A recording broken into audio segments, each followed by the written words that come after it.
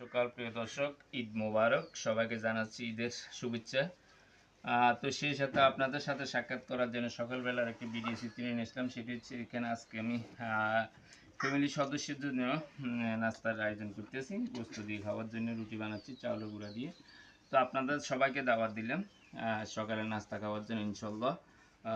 আমার রুটি বানানোর কাজ প্রায় যেগুলো বানাচ্ছি এগুলো আমার মেহমানে খাইতে পারবো, আমি খাইতে পারবো, সবাই খাইতে পারবো। আবার দিলে ইনশাল্লাহ সবাই আসবেন।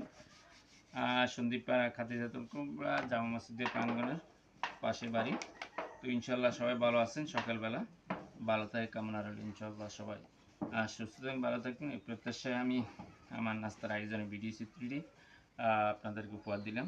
তো বন্ধুরা, কে কোথায় থেকে দেখতেছেন আমার ভিডিও চিত্রটি আমাকে কমেন্টে জানাবেন। ইনশাল্লাহ আমি খুশি হব। আর তার সাথে সাথে আমার থেকে কমেন্ট রিপ্লাই নিয়ে যাবেন।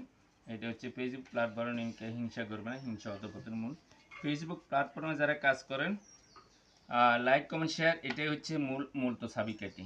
তো অনেকে কি করেন, ভিডিও দেখে ধাক্কা মারি দেন। ধাক্কা মারিয়েন না, ধাক্কা মারলে আমারটা ধাক্কা মারলে আপনারটা আরেকজনে ধাক্কা মারবে।